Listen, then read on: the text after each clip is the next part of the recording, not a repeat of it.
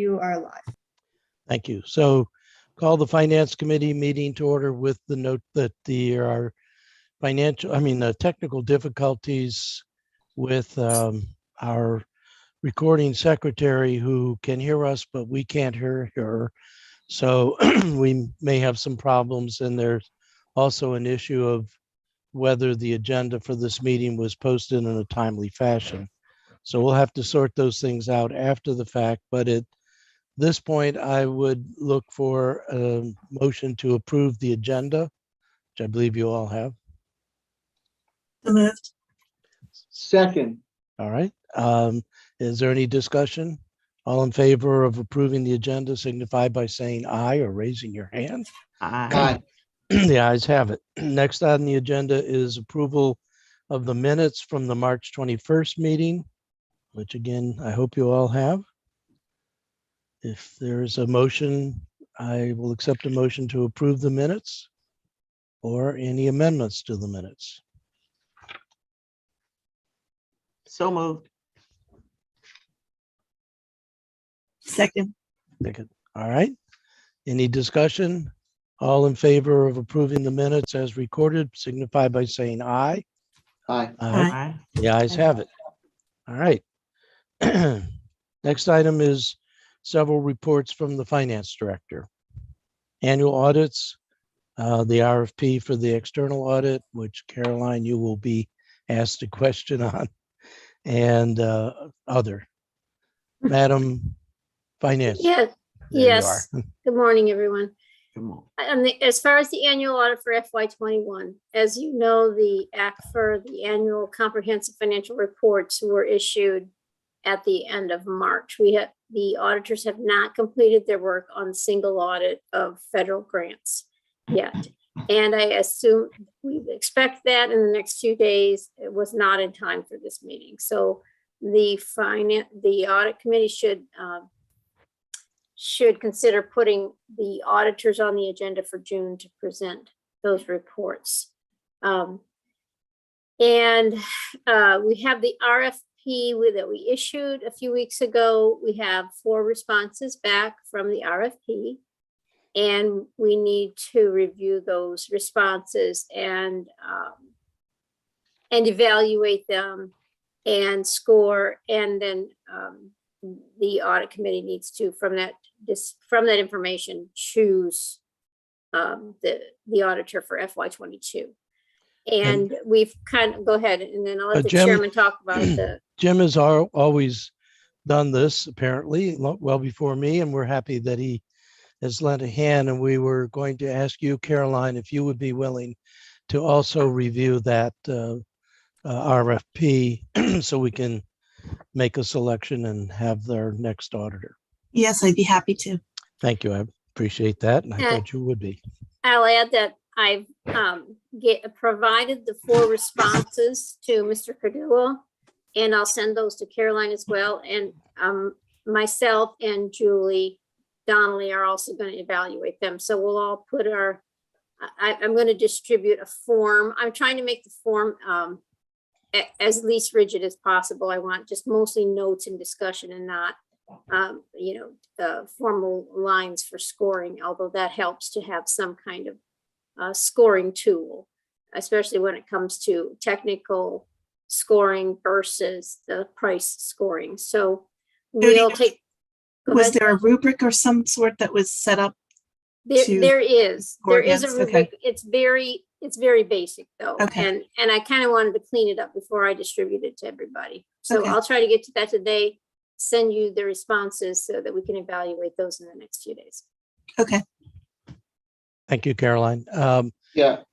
One thing, my experience was the scoring criteria is very general, and it encompasses all purchasing activities of the city.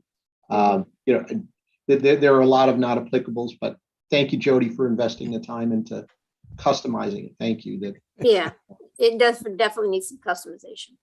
And you want to try to get this back by the end of the week when you say the next few days, you're thinking, or? So when I get time to put the scoring tool together, and I'll rely on you to tell me when you think you'll have the time to do it. We would like to have it done by the end of the week. if we are going to delay it beyond this week, we should let the responders know that, Okay. that it'll be delayed. How many responders are there? 4. Okay, that's not insurmountable. All right, Including is the there, incumbent, correct? I'm sorry, including the incumbent? Correct. Thank you. is there any other report from finance? Are you doing a budget or something? Yeah, if you want to talk about everything else we're doing, the big 3, the budget, the union negotiations, and the AMRP P3 deal have all been taking all of my time. All that besides the normal business for the office. So I'll just leave it at that. I talk a lot about those, so I'll just leave my report there and we have a question. No, but thank you. And we know how hard you and your staff are working, and we appreciate that. And the finance committee. So next item is on the agenda is. Mr. Chair, you have a Oh, question. I'm sorry, Jim. Thank you. One question. With regards to getting CLA to present at the June meeting, is that something that Jody, you reach out to them, or is it Ross that's going to reach out? I just want to confirm that we can get them on the calendar for June. No, I will set them up for the June schedule. I was hoping it was going to be done a couple weeks ago, but they still have some things hanging out there that they're trying to clear up. So Great. Thank you very much. Look forward to it. Thank you. Okay. Sorry, back to you, sir. Certainly. On old business, the first thing we have is performance measures. My personal judgment is that we still have a ways to go there. I've discussed this a little bit with the city manager, David Gerald, and we both agree that we really need fewer performance measures for each of the components, and in my view, better benchmarks. But I think that it's, given the second item under new business for today, it's probably just as well that we let that percolate. They're in place. The fiscal 23 measures are being used. They're part of the reporting that was done on the budget, and there's nothing much that we can do about it at this moment. But I do think that it's a very important piece of work. It's a very important management tool. It's also a very important tool to help council and all others understand what the departments are doing. So I think it's worth the investment. But as we'll talk about when we get down to the strategic plan, it might be worth it if the performance measures were connected to a strategic plan. So unless there's comments from the committee, I'd be ready to move on to the next item, which is the nature of the audit committee. Jim, you and I were a committee. I did pull together both pieces of legislation that enacted this committee, and I pulled together a summary of some of the staff reports. I not prepared to make any further comments than that. I do think that I've had discussion. I know that I've had discussions with the city manager again, and I think there are things we can do to make this committee more productive, more germane to the Main Street, and I think fulfill the promise that was initially intended for it. But I think you and I, Jim, have to do a little powwow on that before we can go further. Did you have any other comments, Jim, at this point?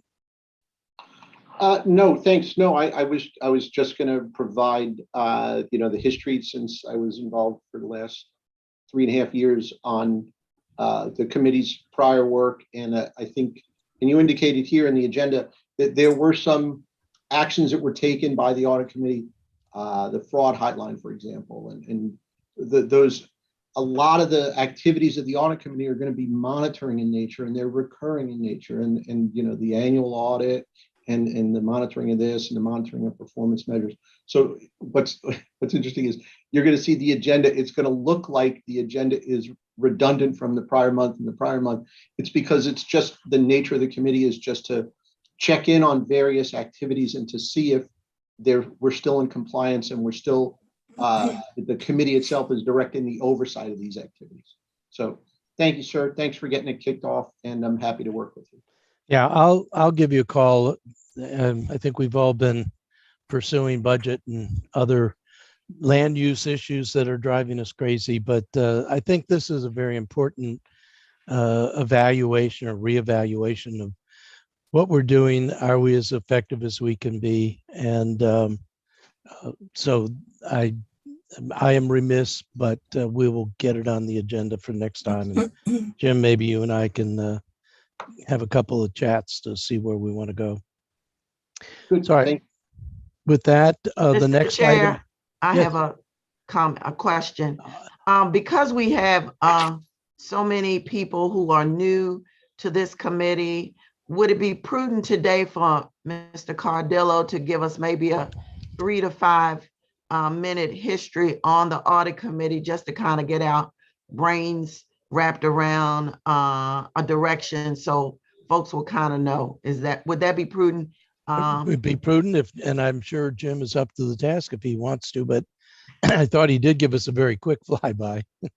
I guess my recommendation would be, I could put together for next meeting a brief kind of discussion topic to say, the fraud hotline. This is what transpired with the fraud hotline. This is the action taken by the committee, and then we move on. And then the next topic was the performance measures, and then this. And I'd be happy to do that. I was kind of speaking off the cuff now, Rhonda, and I'm happy to give you a more thorough summary at the next meeting.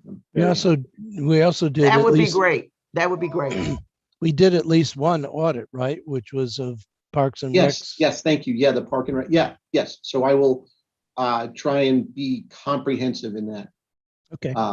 Summary of All right. activities for the past 3.5 years. Good. Thank you. Risk assessment.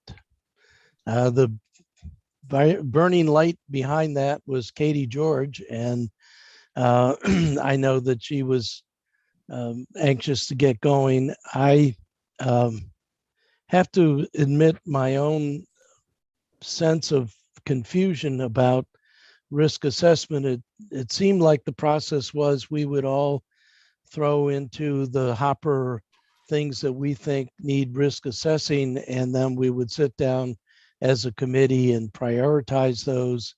And then I was somewhat at a loss what the next step is after that. Do we suppose we make some fare collection on buses a risk assessment item? It's not clear to me, and I'd look to people, probably you, mainly Jim. What is the next step in a risk assessment? Do we sit down with the transportation department? Do we bring in an outside group to review? I just really don't know what that means. Thanks. I'm not going to speak for Ms. George, but having undertaken similar types of activities, what we would do is we would get input from each department as to what you feel are the risks that exist within your department, and be they financial, operational, other types of risks.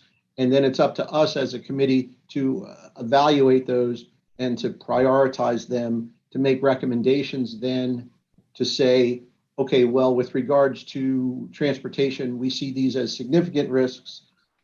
We'd like to see these prioritized ahead of others, and to request activities to minimize the risk, be they a new procedure doc, an external review, or you could use the word audit, or other types of activities that would go towards mitigating the risk.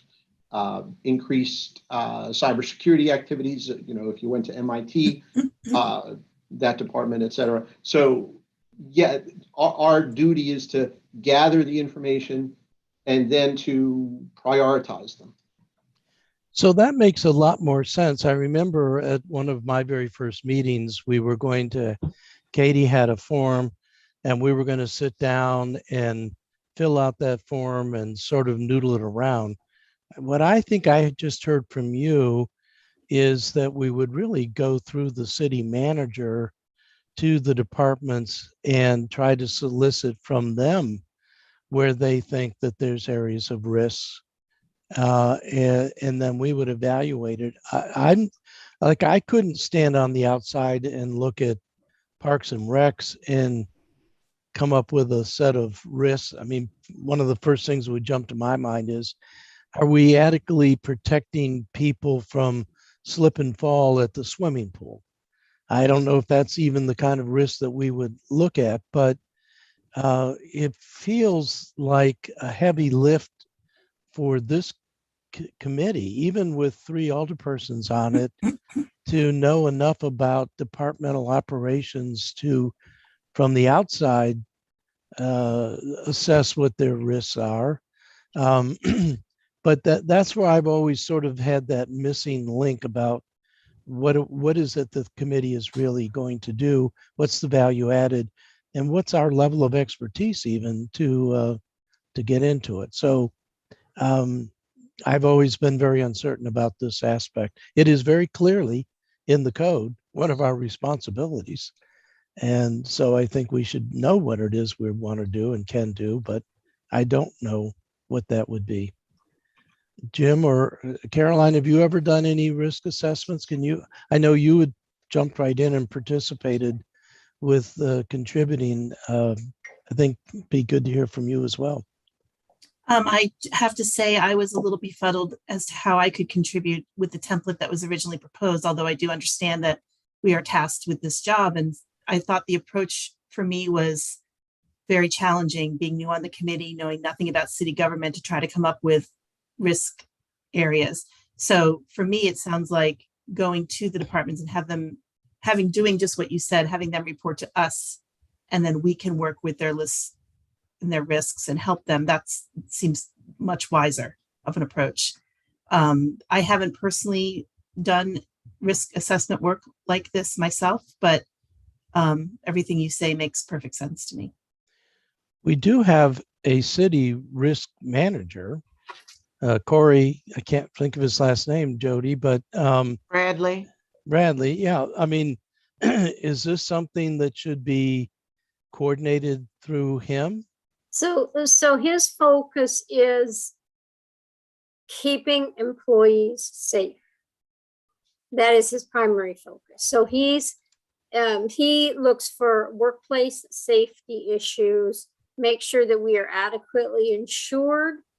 Sometimes that does extend to the public also, and making sure our facilities and equipment is safely in place and stored.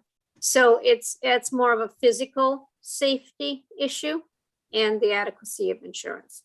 So I think what Katie was moving towards is that is a risk. That is one risk, that you can lose a lot of funds if you're don't have safe workplaces or safe facilities for the public. But there's also the financial risk and the assets that are out there that belong to the city that are being managed by departments, including my own. So when you look at the purpose statement for the committee, the purpose of the audit committee is to provide independent review and oversight of the city's financial reporting process. That is not risk in my mind, but I stand to be corrected. Internal controls and risk management assessments, that's where it is. Program performance metrics, I think that's the performance system. And then measurements and evaluations, whatever that is. That's fairly nebulous, and then external audience and compliance with policy. So clearly there is in our mandate, and this is something that Jim and I volunteered to look at more fully. There is something that needs to be done. And I think it's more like not as much as narrow as the health of employees, although it clearly is very important. And I remember Mary, I can't remember her last name now, found a real dangerous situation with O'Brien with batteries on the buses that could lead to sparking and fires and things like that. A huge fine and very important, but clearly not in our bailiwick, other than to give her applause. So again, I think this topic, maybe we can get a little more development of ideas for the committee to debate and flesh this out to figure out exactly how we deal with that charge in the code. Actually, in the charter, we're in the charter. Ellie, you have, Alderman Tierney. Tierney. Yeah, Sorry. hi, good morning. Morning. My understanding of the risk assessment in putting the responsibility first at city council level was to understand, well, let me put it this way. The best way to understand our financial situation is to understand the environment in which we live and what those factors are.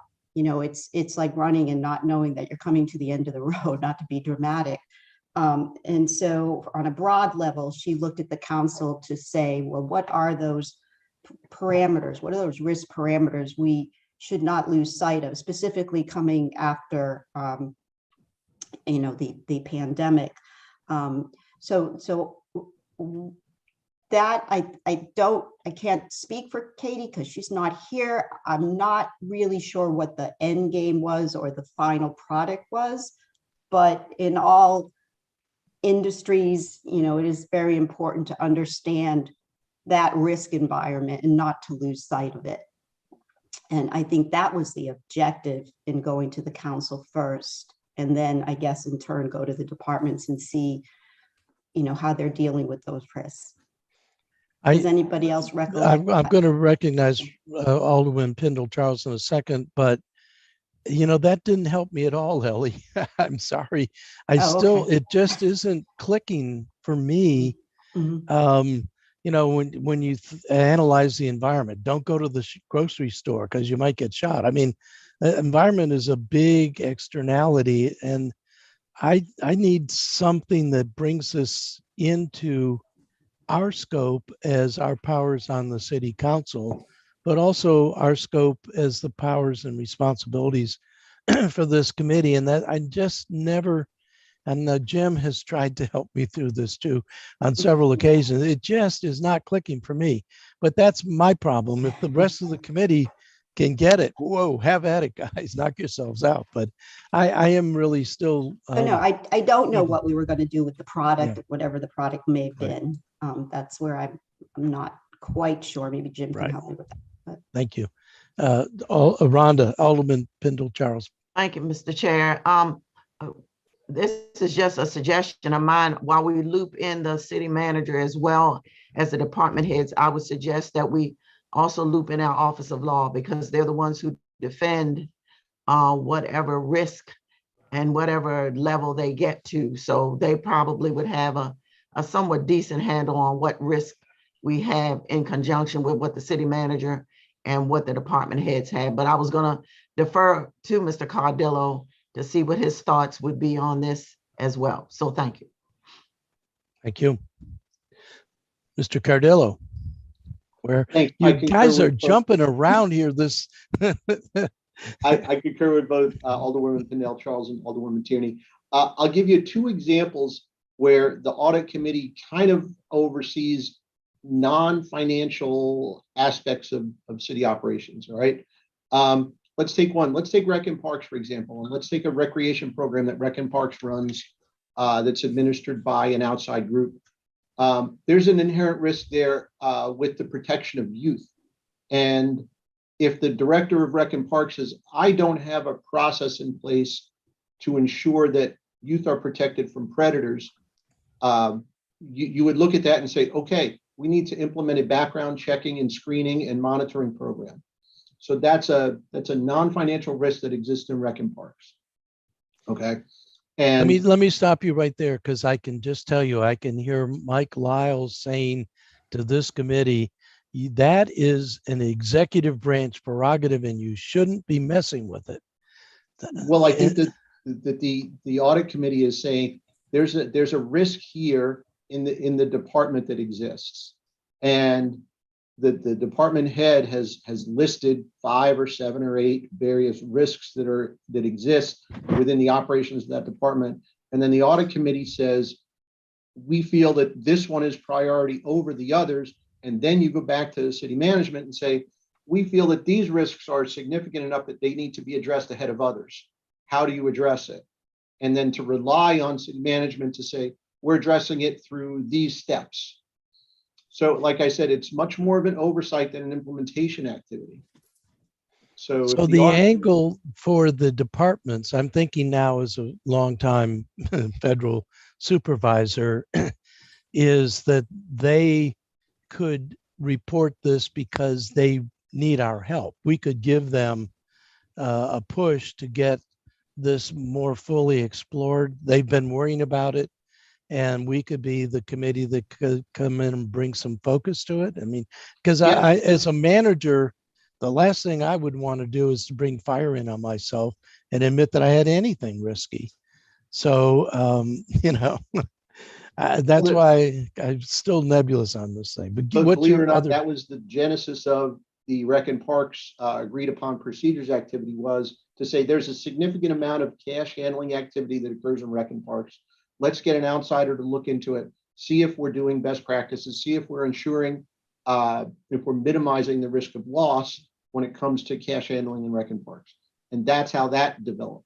So Okay. I take a non-financial example like Rec and Parks, and then I'm not necessarily looking at that department only. You could also look at the MIT department and say, what are the risks inherent there? And you have the risk of cyber attacks.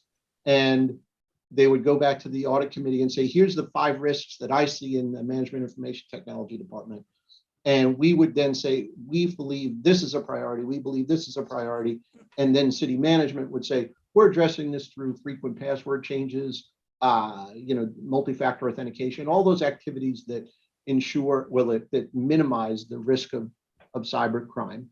So that's Yeah, so those are non-financial. Not to be argumentative, but still, why wouldn't Brian Paquin go directly to the city manager and say, look, I've got these worrisome 5 things and I don't have the resources. Again, what is the value added of the audit committee in that process? It almost seems like, and this is something, quite frankly, David Gerald and I were talking about, is it's almost like we're butting in to what should be a management flow, a management process. And so it's an extra step, because I don't, other than being the conduit from IT saying we've got these 5 things to city manager, hey, he's got these 5 things and we think this one is the most worrisome. I don't know how we come up with more expertise than Brian Paquin on what those worrisome things are. So do we get some kind of outside expertise? Do we go to someone and say, our IT guy says these 5 things are worrisome. What do you think is the most detrimental or biggest jeopardy? But again, it's why I've been having such a tough time getting my head around it. I see Caroline and then the finance director. I think I was struggling with it as well, but listening to Jim kind of helped me align it to just similarly to what you do with an audit. You get a management letter from an audit, which gives you recommendations, and then you have to respond to those recommendations with your plan as to how you're going to ameliorate them. And so I think this is something similar. It's kind of like a risk audit of the city where we identify the risks and then get a response from the committees and hold them responsible to clearing up that risk. So I'm thinking in my mind, it's something very similar to a financial audit. It's just on risk assessment. Right. Madam Finance Director, your hand is up. Oop, you're on mute. I hate that. All right, yeah. So I wanted to say that the audit committee serves a role as a somewhat independent oversight committee to ensure, like, you ask for these risks, you're going to check to see that they are being addressed. Whether or not you as a committee choose an outside consultant or firm to review what's going on and then report to you, or you tell the department heads, here's where we think you need to focus here's where you said is risky. Here's what we say is risky. These are your priorities, 1, 2, 3. Please tell us how you're going to address them, including you could assign them with, we want you to have somebody come in and review this and report back to us. You're the one deciding what the priorities are and how we're going to address them, either by bringing in the firms yourself or instructing the departments to do so. Alderwoman Tierney? Yes, I wish I had this on. I can't share this on the screen, but I'm looking at, and I don't know, Alderman Arnett, if you received this, because it was November 15th, 2021. It was prepared by Ms. George, a risk assessment overview. Defines what is a risk assessment, how is it different from risk management, what areas does it cover. But what the philosophy is here is that this is how it fits into the annual audit cycle. It's the first step. She felt strongly that this was the first step, a risk assessment, then the audit plan, and then the audit engagements, et cetera. But the best thing in this summary, in this one-page white paper, is how is the risk assessment performed? And this was her first approach, was to identify the risk both citywide, which was, I guess, was in our charge, and then by the selected departments, access how likely, probable, and impactful each risk is, assign a numerical value to each element, force rank them, identify the top risks with highest scores, and then access what controls are in place to mitigate likelihood impacts. And then you go to 3 or 4 projects to audit. Her thoughts was that this is our roadmap to the respective departments. How are you? I think we already said this. So that's I get it, because then what are you asking the departments? What's your framework for asking the departments in their audit? Are you addressing these risks? So I get it. I understand now. I don't know if anyone else remembers this summary. It's a one-pager, right? I have it. Yeah. I think so let me suggest we actually have somebody in the meeting who has been a city manager and a county manager and may actually have dealt with audit committees. Mike, can you add any light to this? Can you help this old man figure out what it is we're supposed to do? Maybe a little bit, but like you said earlier, it's early in the day. Thank you for having me. In thinking this over, when I heard Mary Kelly's name brought up and the auditor's name brought up and the strategic plan brought up, it all kind of wraps up in that process. And where do you start? And while you were talking, I was thinking that, and Jody could perhaps highlight that, is it's maybe something our auditor would help us explain and develop as a checklist in the process of putting together our audit. Is that something you've seen, Jody? Are you saying as what areas need to be addressed, or how the audit committee should, how the audit committee should function? The latter, as it applies to this particular item, because I think what it is, yes, Russ, I've seen in a lot of iterations. We created an IG in Charles County, Baltimore County created an IG, and that's a different level of perhaps of risk assessment. And I heard James mention the you see it fraud kind of hotline. That area I'm very familiar with, and we've developed. The risk assessment one I'm familiar with from Mary Kelly and us starting that, because frankly we're self-insured. So we'd have somebody on staff and they would review and train, and she did the batteries. She also did driver education, things of that nature. But I think our auditor can help create a process from what they've seen and a checklist that might help the committee look at risk assessment and at what level they should be involved. So actually then Jim and Caroline could be thinking about this when they're reviewing the new applicants for I would audit. think so. I mean, that's basically what you're talking about in the context of this particular committee. Yeah. All right. Well, more to come. It is a responsibility we clearly have. And I certainly don't think we have any ability. We were not going to shirk it, but we certainly have to flesh it out more fully and proceed. And Ellie, thank you for going back to Katie's one pager. It does lay out a number of steps, and we can figure out how we can implement it. If we're done with this topic, the first item on new business is the fraud hotline, which Jim, you mentioned earlier. We get a report. I don't have the sense that there's much reported to the hotline.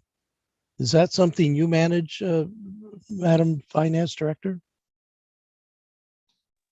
I do not. I believe that one of the audit committee members, I don't know, it's the chair and the city manager and the Office of Law, I believe, get those reports to discuss if anybody's called the hotline and what the issues are. But excuse me, I haven't heard of anything coming through from my end, but I'm not involved with that because I could be one of the. So we're going to turn to our committee expert, Mr. Cardillo. Yeah. Okay, I just wanted to close the loop. One more thing on the risk assessment. If I just want to link this into prior activity in the audit committee, the Rec and Parks report that Zelenkowski did, that was an example of the city identifying a risk area and the audit committee moving forward on it. And it was, I guess, in the nature of an ad hoc activity as opposed to a more structured approach that would come out of this risk assessment. It's more of a ready, aim, fire than a ready, fire process that occurred with Rec and Park. I'm not saying that Rec and Park's activity was wrong. It's just we need to assess which are the most important activities to tackle. And this one was presented to us and it was valid, but we need to look at it holistically and say, let's evaluate all the risk areas and determine where we believe those what should we address first as a recommendation that we should address first. Jody? It was the first time around, it was more informal in that the audit committee had discussions and they asked the former city manager and me where we thought the risks were, and we listed our top 3 and what we would recommend, and the audit committee decided to take our recommendation and take a look at Rec and Park. So that's as far as that one got. This is a more formal and comprehensive. Here, let's look at everything citywide. Let's set priorities and decide which one is which one to focus on first. Okay. Fraud hotline doesn't seem to be hot. Sorry, no, the fraud hotline was an implementation of city management that came out of an audit committee recommendation. The monitoring process was on a quarterly basis that because the chair, the city manager, and the Office of Law receive all the items that come into the fraud hotline. And then the audit committee chair would then just report back to the committee. We got 1 phone call, it was dismissed. We got no phone calls. We got 3 calls. 1 was referred to this, 1 was referred to this. And it was more of a, like I say, a monitoring activity that the audit committee was engaged in. And if the chair feels that the item in the fraud hotline was worthy of discussion within the audit committee, then yes. But if not, in consultation with the city manager and the Office of Law, then it was dispositioned. So. Okay. It wasn't like the audit committee was going to listen to every recording that came into the fraud hotline. No. Again, it was a monitoring function. Is the fraud hotline being monitored properly by city management? So I think I will just say, I think I remember 2 emails in the glut of emails we get every day. And if I'm the conduit, I will admit that I have grossly failed you, because I looked at it and said, well, that's interesting. Doesn't look like much is happening.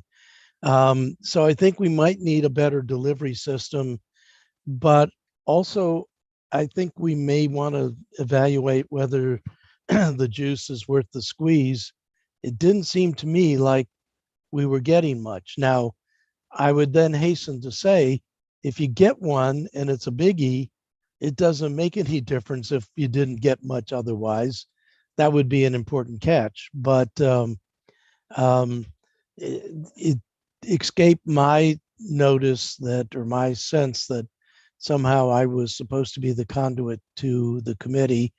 And I don't know whether the Office of Law is doing much with this or not. So I think my sense is the follow-up item on the agenda is go seek out who is receiving and answering these reports. Sounds like we start with law and find out what's happening. With that, last item on the agenda. I have a comment. Oh, I'm sorry, I didn't see your hand. Yes. That's okay. please, Alderman. Well, I guess you could take two tactics. Are we just really that great that we don't have any fraud, or is the fraud hotline thwarting any particular fraud? That's just a comment. Yeah, good questions, both. I don't know, but I think we better find out. So that's on me. I will have something to report to you for our next meeting after I do some due diligence. Now, the dessert of the meeting for me is the strategic plan. And I will just profess that when I went back a couple of years ago and pulled out the book, and you remember this, Mike, I said, wow, this is pretty good. And it's still pretty timely, but it was when we were looking at the performance measures.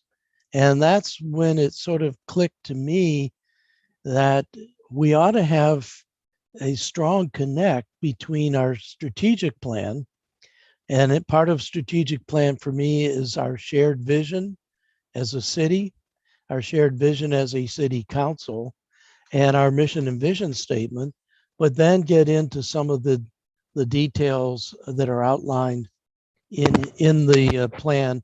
And I'll let the committee decide how you want to peruse with this, but I jumped immediately to about page, looks like page 14, which came up with the goals and objectives. Or, well, actually, we should start on page 4.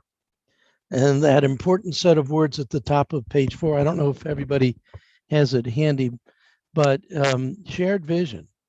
And it really feels to me throughout my 15 years on the council that we've had sort of a tacit, somewhat implicit shared vision, but I don't think we've ever worked on it. The strategic plan effort in 2012, I think, was a one-off so far effort to develop that shared vision, and it was developed amongst all of the staff who really are the service providers. And they came up with a vision statement and a mission statement on page 5.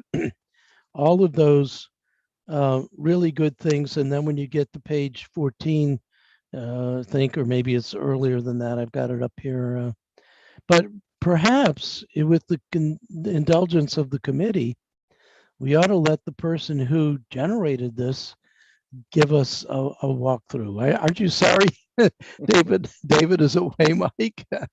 But I really do think this is a document that, quite frankly, got wasted and really does need to be revived and made a continual part of our annual efforts on the part of the city, just if it's just a review and renew.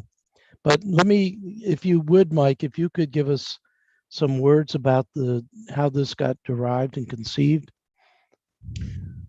Thank you, Ross. And I kind of knew this was coming several months ago. One of your former colleagues reached out to me to try to get a copy of it. And I said, I know where this is coming from. It's Ross.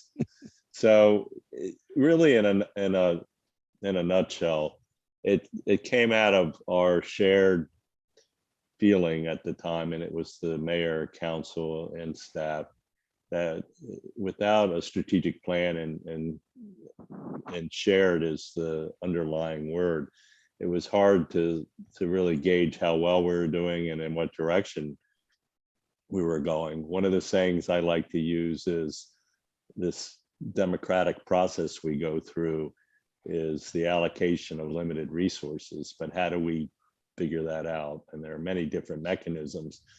So what we looked at was a number of different communities through ICMA. And those who aren't familiar, ICMA is the International City County Management Association and the largest of its kind in the world. And they host a lot of best practice information. And we looked at best practices from around the country at that time and borrowed from that with the help of the University of Maryland, which has a division that does strategic planning. So the community at the time that we looked at was out of Kansas, Olathe, Kansas, and they were getting awards time and time again. So we brought in the University of Maryland, and basically they acted as our facilitator, and it was with the council, the community, with staff. And we kind of systematically went through this process where we created these functional areas, you know, as Ross shows you. And I can share this with everyone. I have it in my in my Google Drive. So if some of you don't have it, I'd be more than glad to share it later. So we created functional areas, which kind of transcend the departments. The idea is that if we're not a bunch of silos, we may actually impact across different department areas. And then we created the performance measurements, and we created some feedback loops. And part of the feedback loop was doing surveys of the community to see how well they thought we were doing, and also to get input from the community on what they felt the goals and objectives would be. So to take a 100-page document and kind of synthesize it down to its essence, that was our approach. I've done this similar in Charles County. We used a group from ICMA to create what was called a high performance organization. The iterations change, but they're basically the same. It's just a process of how to synthesize all these ideas into a more measurable and it's the right word for it, feedback loop checking process. And in Charles, we use high performance organization. We use the National Citizen Survey, which is out of subsidiary of the ICMA, to have the community survey tool used, and did the same thing. So there are a variety of different ways to do it. And I would agree with Ross, a lot of the information about a decade ago, as it now stands, is not altogether wrong, but we can go back and kind of build on that process and engage this council, use the survey tool with the community as it is now, because surveys have a way of changing, obviously, with whatever's going on in the world, and build on it rather than create it anew. It was a very involved process, if I remember, and many years or months. But unfortunately, when administrations change, the goals change, or the use of these tools change, and that's kind of what happened here. But if I could jump in, Mike, I don't think one of the good things about having a mission and a vision statement, this one that was developed, the vision statement, Annapolis is Maryland's dynamic, culturally diverse city capital city, renowned for its history, maritime amenities, as a safe, healthy, and sustainable place to live, work, and visit.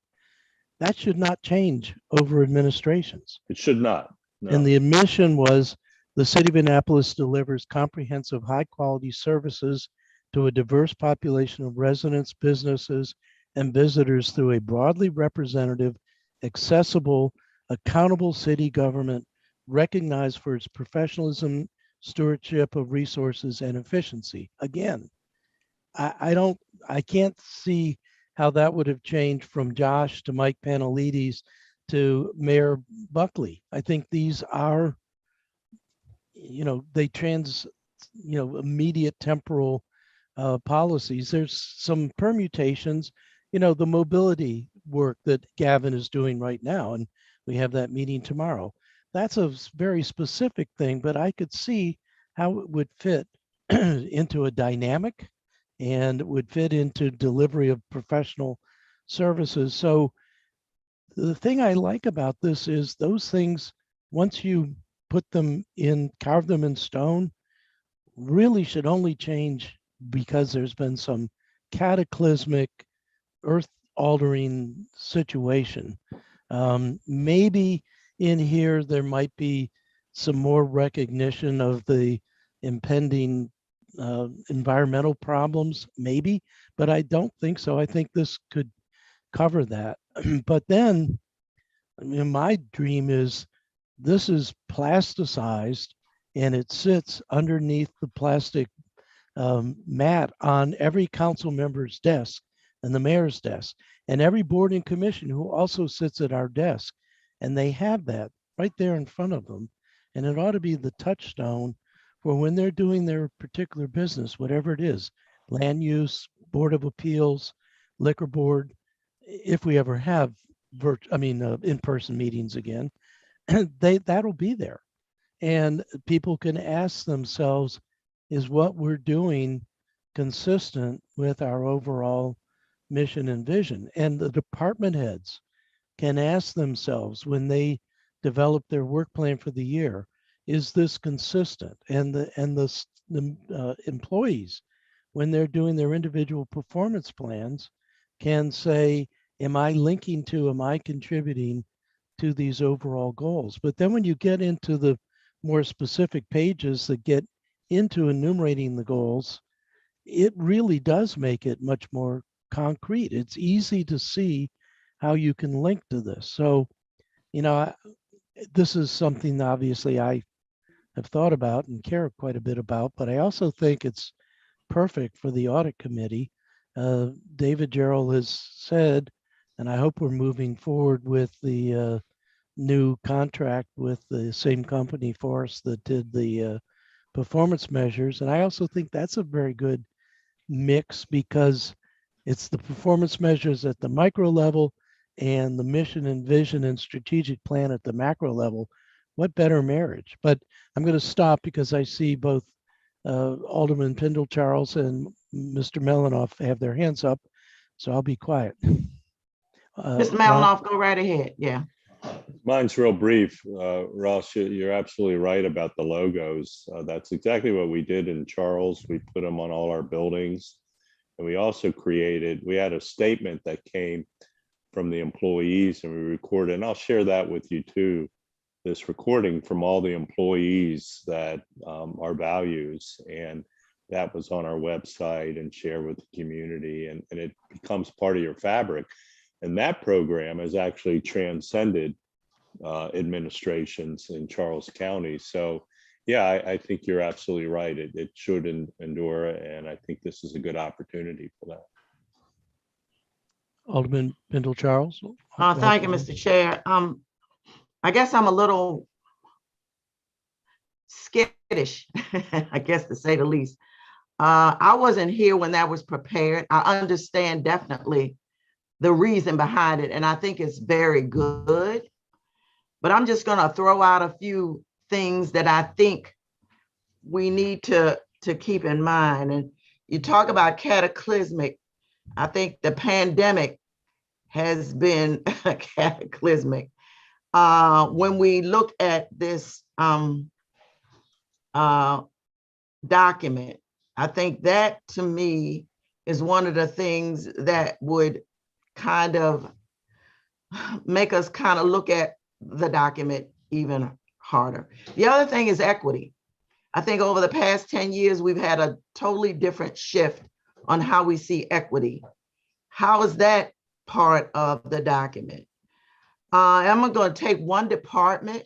I don't know. I have not read it. I've heard many, many things about it from Alderman Arnett. If we look at the police department, how's that changed in 10 years? How's that changed in 2 years? And what is the mission, vision, and goals now for the police department, which are totally different from what we had before? And I know it's going to be a fluid document, and like the census is done every 10 years, and that's what we're up against now. And when we look at administrations, I only have worked under 2 of these 3. But I can, just as a resident, can see the differences between the Cohen, the Panelides, and the Buckley administration. Huge differences, at least in the Panelides and the Buckley administration. And how do we intertwine that? When we look at public housing, how did we see public housing 10 years ago and subsidized housing, which is now moving from public to subsidized? How does that affect the document? And let's look at our employees. They're now 10 years older. We've got new ones. How many of those were there 10 years ago? So I understand the importance of it, but I would venture to say, and I have not read it, that it would almost take a total overhaul. And do we do this every administration? That's a lot of work. Do we have 100 pages versus 25 pages? And yes, that's coming from a lawyer who writes a lot. But I'm just looking at all of these things that are different 10 years ago and will be different 10 years from now. So how much effort do we put into this type of document, I guess is my question. Rhonda, you are a time capsule, because the history of this is that it got to the council last and late. And we were all asking ourselves those very questions. And in fact, I don't think this should be a fluid document. If it's a fluid document, in my view, it's failed. I think that these statements, the mission and vision, and I would encourage you, because diversity is specifically mentioned in the vision, but I would encourage you then to go and look at the 3 goals. If they have changed substantially over 10 years, I don't think this is a strategic plan. I think it's failed, but I don't think they have changed. I think that these are above the issues that arise of the moment. And I think that we gave professional response, certainly with a huge amount of help from the county, to COVID, for example. And we are getting into the issue of affordable housing and fair housing.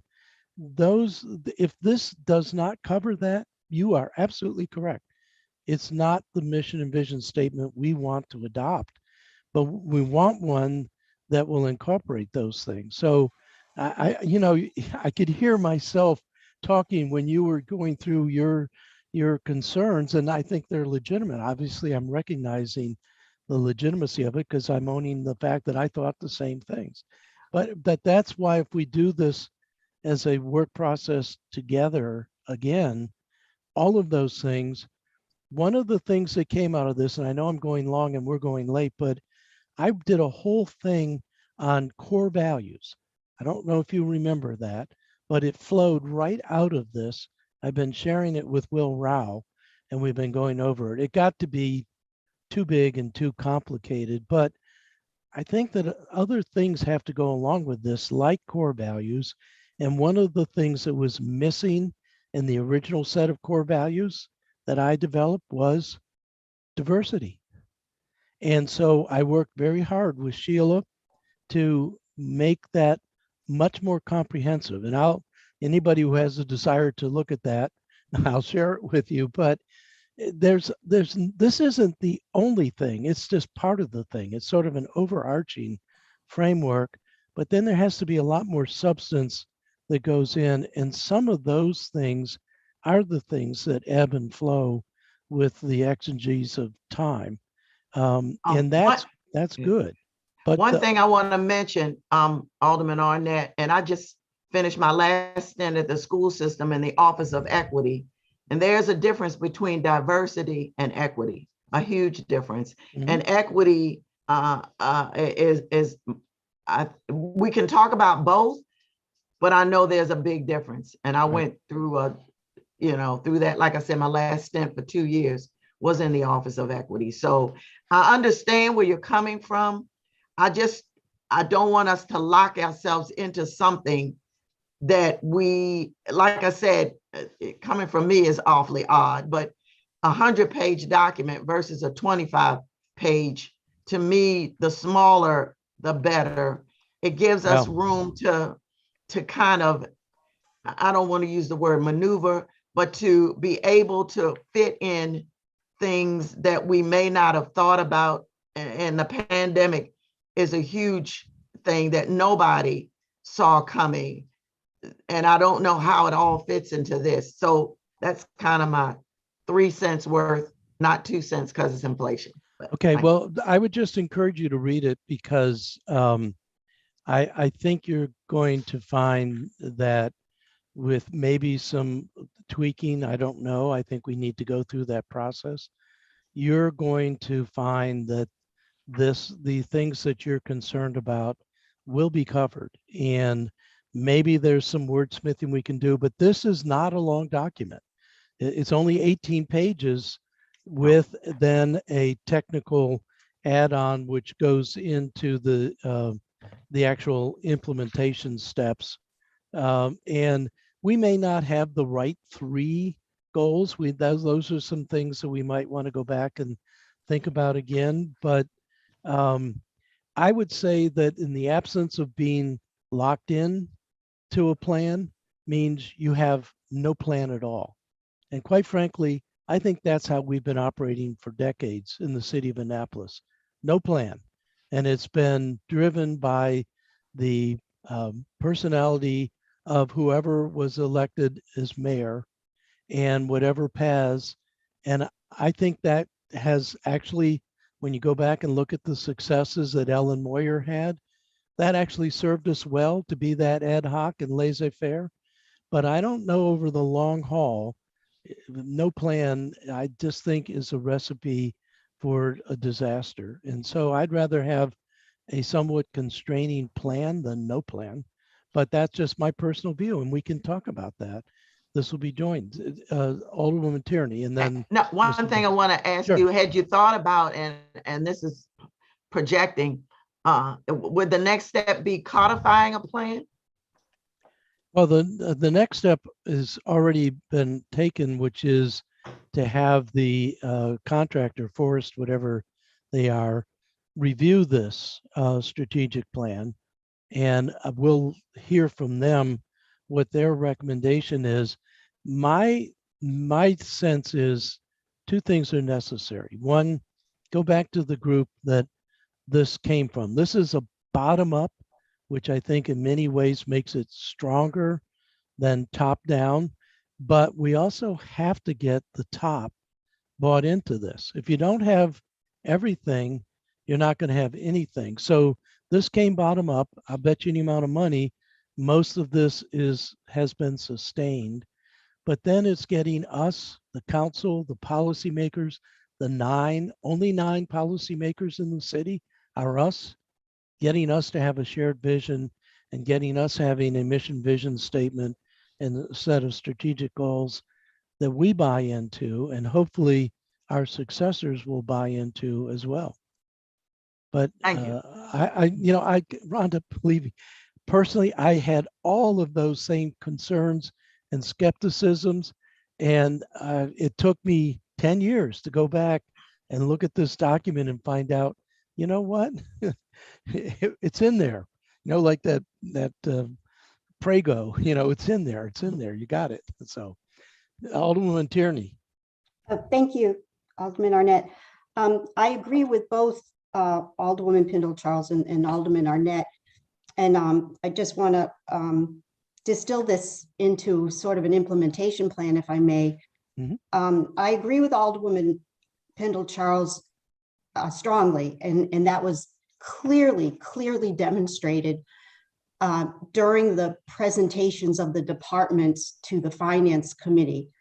The fact being that we are in a different world than we were in 2012.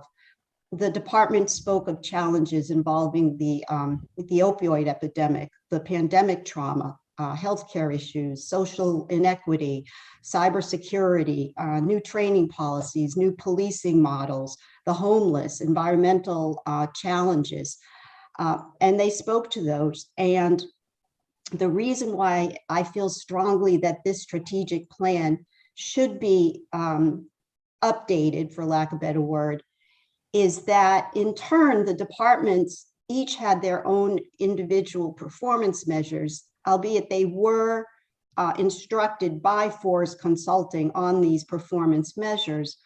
But to use Mr. Malinoff's term, they were sort of in a silo, and they will continue to be in a silo if we don't marry up those performance measures to meet short and long-term goals to meet the city's strategic plan. That has to be done. And my proposal, and it is timely because amendments to the budget are due today, is that I think that this is above all of our pay grades and it should be done by Forrest Consulting. They don't have the money to do it. We do have money in the budget for a community survey, which is well and good, but I think that this takes precedence over the community survey, and it also can involve the community. I think that 50,000 could be redefined into updating the strategic plan, with a focus group, with a community input, whatever Forrest, deems necessary, and then we'll be on a good path so that the next budget review, those performance measures can speak of the city's short and long-term goals that tie into a strategic plan. I'll write that amendment if you'd like me to. Well, you've got it. I mean, that's exactly what I'm thinking too.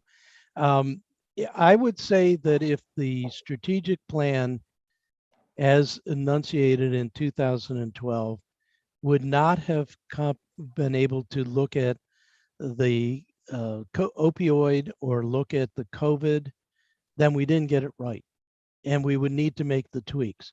I would also ask Mike, and by the way, guys, this binder that I have is really thick, and there's a lot of great supplemental materials in there that help give some understanding, including the plan from the Kansas City group, but also two big thick things from ICMA on their survey. So I don't know whether that's an electronic form, Mike, or not, but anybody who would like to see that background material, I was fascinated when I started thumbing through it again.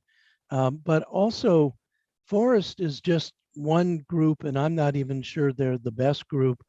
We do have money, I believe it's 50,000, and we're working on an amendment to their current RFP. But I also think that ICMA are the world leaders, and you're a member of ICMA, Mike, and I think that a lot of this stuff actually leaned on ICMA, an international organization.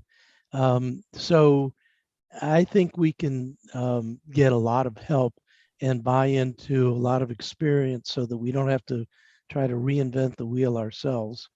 But again, we'll have this on the agenda for the next audit committee. I would really encourage to at least go through and try to look at, from today's perspective with this city council, all of the material in the first 18 pages. And I'd love to hear your observations about what you don't think fits, because those are fixes that we need to make. If it didn't meet that, then we have to address that. But we also have to remember, again, this is an overarching framework. There's still a lot of other things. I do think core values and core goals. I started out working on core goals that was sort of a derivative of this, and realized that before you can do your goals, you have to have a set of values that you use to apply to the importance and the relative measures of these goals. So that's why I got sidetracked and I'm working on core values. And it was my work. I did look at other stuff, but I think that there's a lot of other things that need to fill in underneath this. And some of those things may be more mutable. But if this strategic document isn't fairly time insensitive, then I'm not sure how strategic it is. But we're running late. Can I ask both, by the way, Carolyn and Jim, you're watching council sausage being made. And these are the kinds of debates that we have back and forth. But this is why I think we belong on the audit committee with hopefully 2 more volunteers to supplement both of you. You're seeing us interacting on some pretty fundamental, seminal sorts of things that have to do with the stewardship of the city. And we really do, and I will be working on trying to get 2 more outside members. You need to outnumber us because you can see we monopolize all the time. But before I turn to Mike for the last word, Caroline or Jim, do you have any observations or comments that you want to make? Carolyn, I'll start with you. You're right. I mean, I feel like I am in the sausage making here, and I'm learning a lot as a citizen. I hope that I can continue to contribute in some way, and I look forward to working on the RFPs with Jody. And I hear everything you're saying. I don't have a strong opinion as of yet, but foundationally, I think that this does belong with the city council, and maybe direction from there down to us is the right way. But there's so many moving parts here. I'm just trying to absorb it all right now. So I'm actually pleased you're overwhelmed, because this isn't simple stuff. No. And it is total immersion, and maybe unfair, but that's actually, I think, the right reaction from my point of view.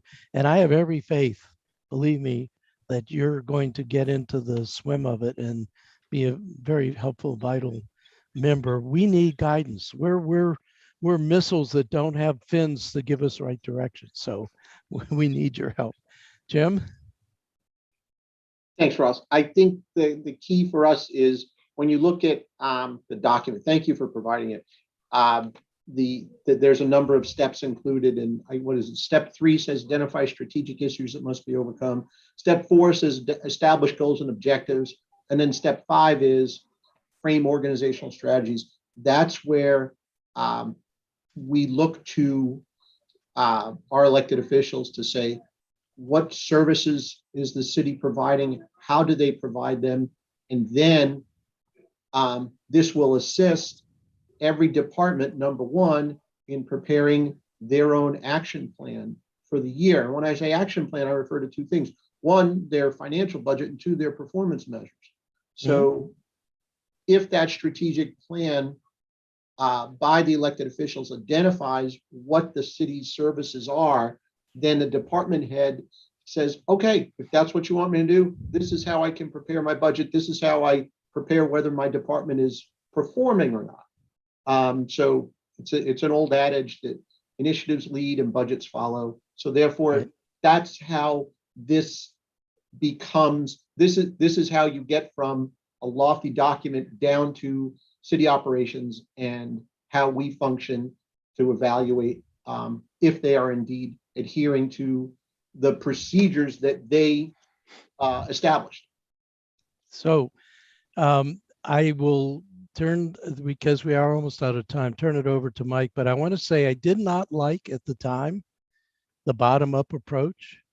But quite frankly, now I think it's the only way you can be successful.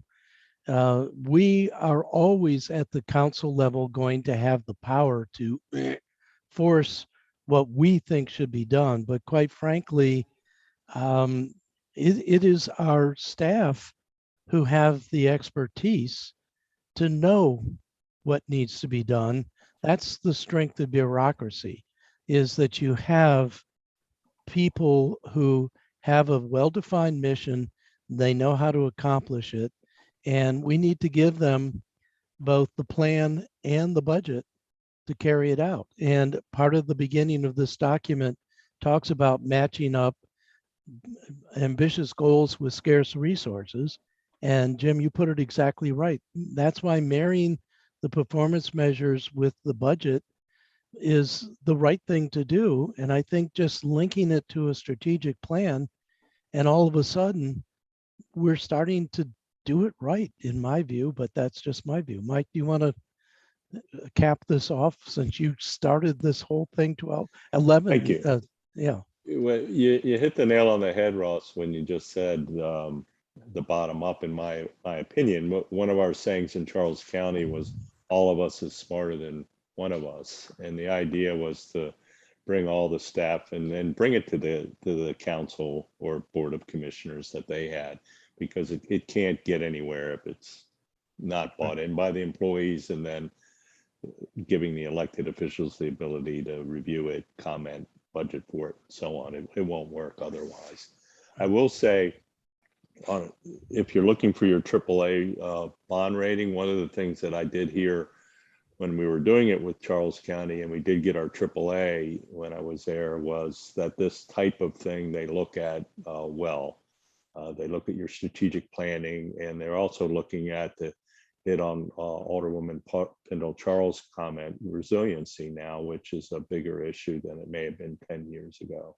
So if you do these kinds of things and you bring it into your bond presentation, that will be noted. I sent the council a copy of the video from Charles County, what the employees did, and I think it'll show you what it means when you get the buy-in from the employees. And I want to mention, because I mentioned it to David and to Jody, that the National Citizen Survey is a fantastic tool. They not only build it within your own city, but they benchmark you against 500 other communities around the country, and they benchmark you against similar communities. So it really gives you a useful tool. And then I'll stop at saying, Alderwoman Pendle Charles, if you want to, I'll sit down and talk to you about it. It's something I've been involved in a whole lot of different levels and over my entire career. And you're right, it does change over the years, and you know, but I can help you, and would like to sit down with you at some point.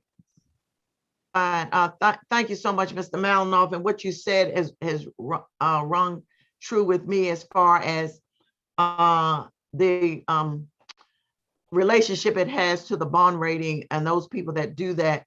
That's extremely important. My only, like I said, my fear is that we don't get so locked in. And what Alderwoman Tierney, the litany that she gave was excellent. And I sat through every budget presentation, and that's the first time I've ever sat through every last one of them. But it is true. We don't want to get ourselves locked in too much until we can't get ourselves out. And then we try to undo something that it may be benign, but there is, like she said, the resiliency part of it, whether it's environmental resiliency or our ability to be resilient. And you know, we changed course based on the pandemic and the substance use disorder and all the other things that were mentioned. That's my fear, that we get so tight knit that we can't get out. And then we have more of a problem, because then the public says, well, you've produced this strategic plan and you're not even sticking with it. And then we can't, then we're taking more time to get out of it. And so that's really my fear. I don't want to get so locked in that we spend more time trying to get out of it to fix it. And then the public looks at us, what have you done? And so thank you so much. Yeah, I'd like to sit down with you, Mr. Malinoff, at some point, sooner rather than later, to talk about this. I know this is Alderman Arnett's baby, and I understand why, but I'm just kind of a newbie when it comes to this. And so thanks so much. Rhonda, did you notice a difference in passion between risk assessment and strategic plan? No, I hadn't. I missed that. It went totally over my head. All right. Mr. City Attorney, you joined us. Are you here to help us, or is there something that we need to hear from you specifically? No, sir. I just noticed some items on the agenda that might require a question or two, and I'm jumping in maybe at the right time. We had some stuff going on here at the office. Sorry, Yep. brother. Well, you jumped in at the right time, because I think we're about ready to adjourn.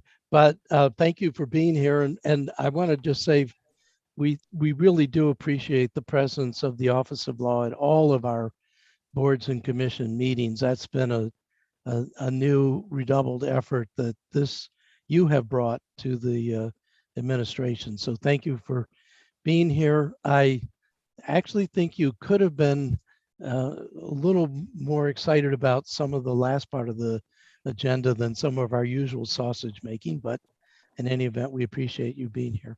We appreciate having the opportunity to attend. Thank you.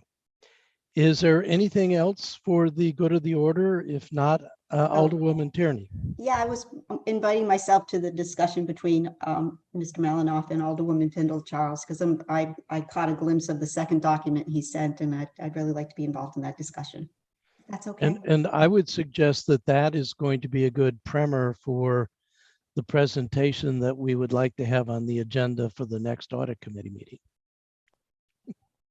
Because I think there's a lot of meat here, and we just went through it very superficially. But I think that this is the budget, performance measure, and strategic plan feel to me like the three-legged stool that we need as our platform to operate as a city. And so I am excited about this, and I think that it's something we can do. And we're starting from a very good base, but obviously nothing is perfect and nothing is immutable. And just, Rhonda, on a personal level, I don't want us ever to do a document that is a straitjacket. They don't need us. If we do a document that is just pro forma, you can plug it into the computer and spit it out and get rid of the 9 of us, which a lot of people are in favor of. But it may look benign, what we put in the document, and then there's a situation that comes up and we're like, oh my goodness, we didn't realize this was more important than we thought. That's I guess my I hear you. concern. I hear you. All right. Well, with that, anything else for the good of the order? If not, I'll accept a motion to adjourn. Motion to adjourn? Second. All in favor? Aye. Aye. We